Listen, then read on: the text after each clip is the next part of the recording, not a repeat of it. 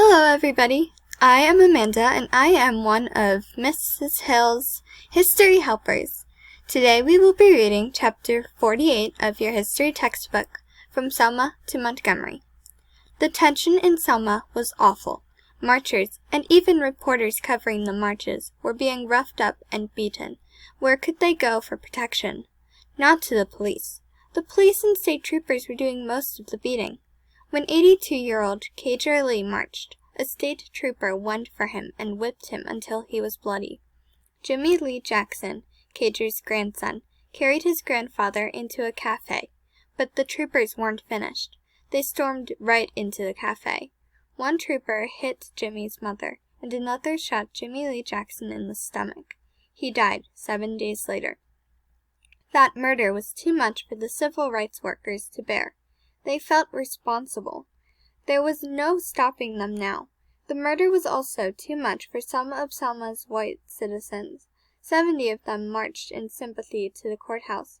600 people, men, women, and children, most black, some white, gathered at Brown's Chapel. They were prepared to march the 58 miles from Selma to Alabama's capital, Montgomery. They intended to face Governor George Wallace and demand that all of Alabama's citizens be protected in their right to vote. Hosea Williams, a young firebrand, was in charge. Martin Luther King, Jr. was in Washington consulting with the president. First they prayed, and then they began their march, singing as they went. They marched 6 blocks from Brown's Chapel to the Edmund Pettus Bridge. No one stopped them. All was quiet except for their voices. They knew that once they crossed the bridge they would be on the road to Montgomery. When they mounted the sloping crest of the bridge, they were stunned by what they saw. Alabama state troopers were lined up, gas mask in place, bullwhips and billy clubs raised. The troopers didn't give anyone time to decide what to do. They moved forward. Some were on horseback, some on foot. Then they released tear gas bombs. 8-year-old Sheann Webb said, "I saw people being beaten, and I tried to run home as fast as I could. I saw horses behind me.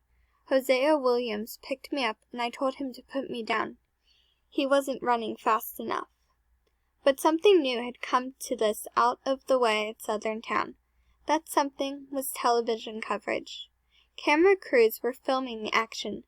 Television stations across the nation interrupted their regular programs to show scenes of policemen on horseback clubbing peaceful marchers. How would you feel if you watched all that on television? Most good people were sickened. So, when Martin Luther King Jr. sent telegrams to prominent clergymen saying, "Join me for a minister's march to Montgomery," ministers came from many places and many faiths. White-bearded Rabbi Abraham Haskell came from the Jewish Theological Seminary. From the United Nations came world leader Rolf Bunch. He, too, had won a Nobel Peace Prize. And Unitarian minister Jacob Reeb came from Boston. Reeb did not go back to Boston. The nightmare of brutality wasn't quite finished in Selma. Reeb and some other white ministers made the mistake of eating in a black cafe. For Reeb, it was a fatal mistake. He was clubbed to death when he came out of the restaurant.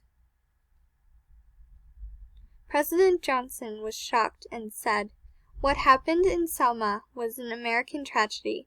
At times, history and fate meet in a single place to shape a turning point in man's unending search for freedom.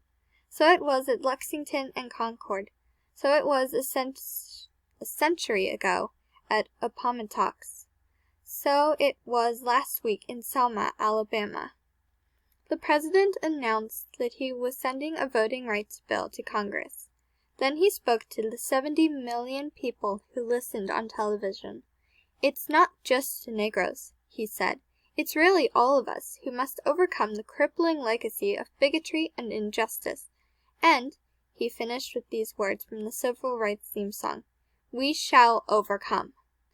"We were all sitting together," said a black leader who heard the president speak, and Martin was very quietly sitting in the chair, and a tear ran down his cheek. It was a victory like none other. 6 days later, 4,000 people, black and white, marched from the Pettus Bridge in Selma to Montgomery, camping out at night and singing songs of freedom. This time National Guardsmen protected them. By the time they reached the capital, 25,000 people had joined the march. Rosa Parks was there, and so were many of those who, 10 years earlier, had walked through winter's bluster and summer's heat rather than ride Montgomery's segregated buses. Martin Luther King, Jr. had been an unknown preacher then. Now he was world famous. And that is our reading.